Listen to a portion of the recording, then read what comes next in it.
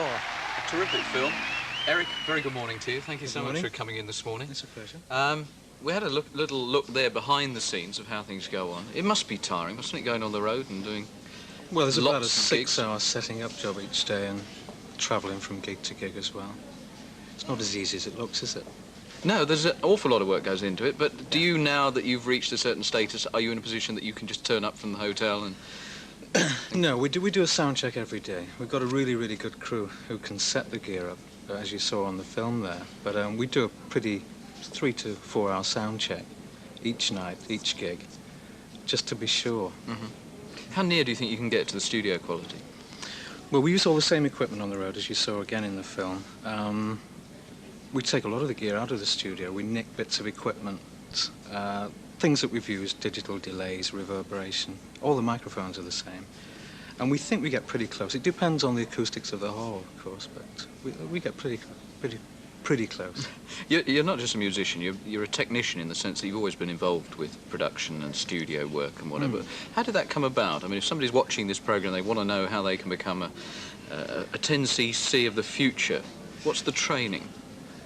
Well, we used to come down to the London studios and record when I was with the Mindbenders, and we thought we could do it a little bit better ourselves. And we started out with just a couple of stereo machines, track jumping from one to the other. And then we got enough money to buy a 4-track, etc., and built the studio up that way. And we built Strawberry Studios up in Stockport. How do you keep up with trends and developments? Because the whole industry runs on so quickly, doesn't it? Well, a lot of it's gimmicky. A lot of the effects that people ask for are pretty gimmicky.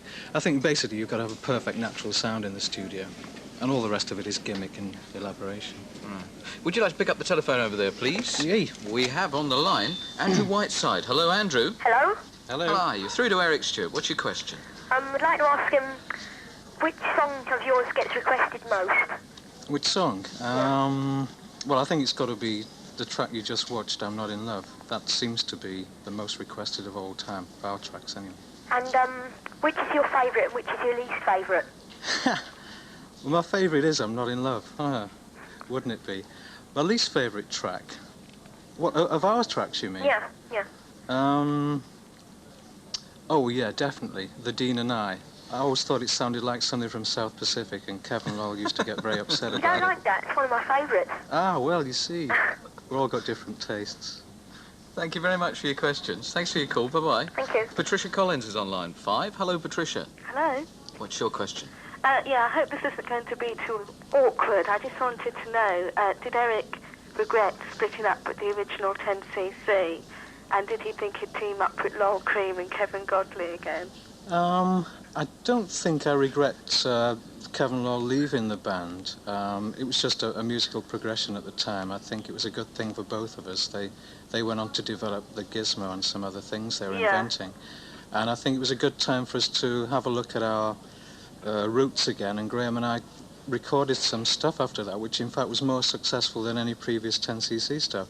Yeah. But there's a possibility we could get together again, of course, yeah. There is. So it wasn't a personal split, it was very much in terms of professional decision. Very much a business split, yeah. Thank you very much, Patricia. Okay, thank you. Thank Bye. you. Chris Mackenzie's next up. Hello, Chris. Hello, Noel. What's your question, please? I'd like to ask Eric, how did the group get its name? 10cc? Yes? It's a strange one, this. Jonathan King came up to listen to our first demo, which was a track called Donna, and he said, believe it or not, I had a dream last night and I saw a group called 10cc who were the biggest group in the world, and there was a big sign over Wembley Stadium. So we said, well, that'd better be us then. And that's, honestly, that's where the name came from. Do you ever see much of Jonathan? Jonathan, we see him in court occasionally these days. Oh, well, we won't go into that. Thank you very much for your question, Chris. Cheers. Thank you. Bye-bye. Bye-bye. Can we have a swap from you, please, Eric? A swap, yeah. Yeah. Okay. You've brought along a multicoloured jacket. Yes, well, we have these two jackets here. One is the official 10cc tour jacket from the film you've just seen. We had these made for our road crew. And this is a jacket that was made for our Japanese tour in November last year, which has got this incredible silk work on the back. And it's never been worn, so there it is. Terrific. There we are. And the coffee mug's just because you were having some refreshment. Yes. What about a question? A question. Yes, the gig you just saw there was at the Brighton Pavilion. What we'd like to know is who was the architect who designed the Brighton Pavilion? Simple. So, well, I don't know about simple answer, but simple question. So, questions, please, or rather answers to the question on a postcard to us here at Swap Shop. Mentioning Japan, which part of the world do you like? I mean, other than, let's ignore Britain for the moment, in terms of the reception you get.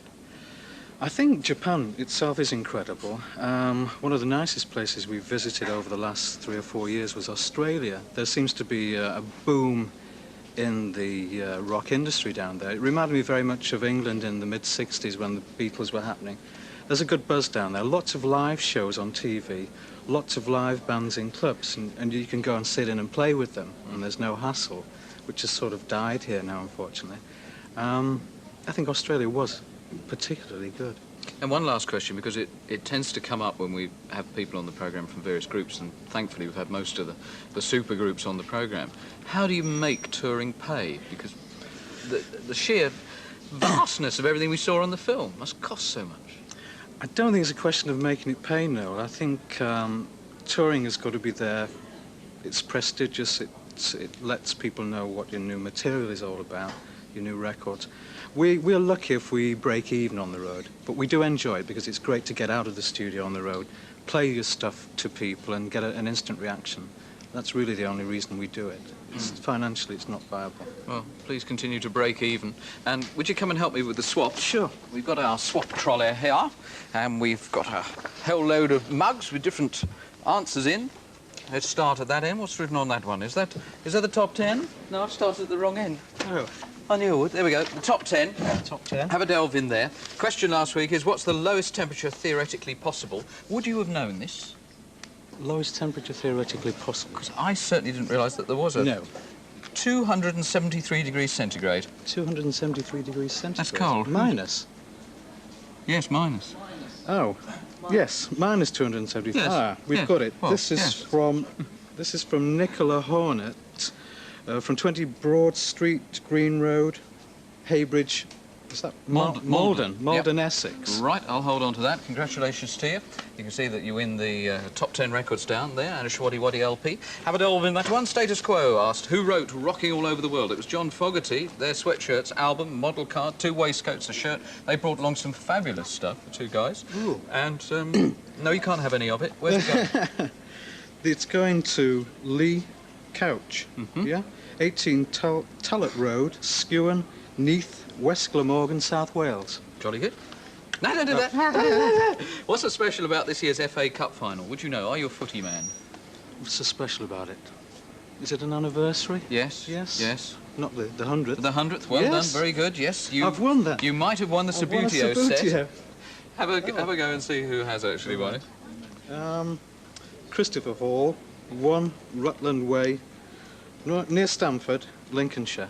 Good, good. And finally, Peter Duncan from Blue Peter asked who first tipped who the black spot. It was Blind Pew who gave it to Billy Bones, and he brought along a broken paddle for some obscure reason, and Swinging Trunks and the model. Right, well, it's all been won by Richard Ledger, 13 Faircross Way, St Albans, Hertfordshire. Great. Well done. Well Congratulations, done, yeah. Richard. Eric, thank you very much for coming along this morning. Pleasure. And would you please thank all the guys on the road crew and everything for their cooperation in I'll the do making of that. the film. It's a fascinating insight. Can I just give a little hello and a happy birthday to Tina, who's the daughter of the guy who does all our road equipment. Right. And hello to Colin Jones, our bank manager. Thanks a lot. Thank you, Eric. Bye-bye. John, over to you.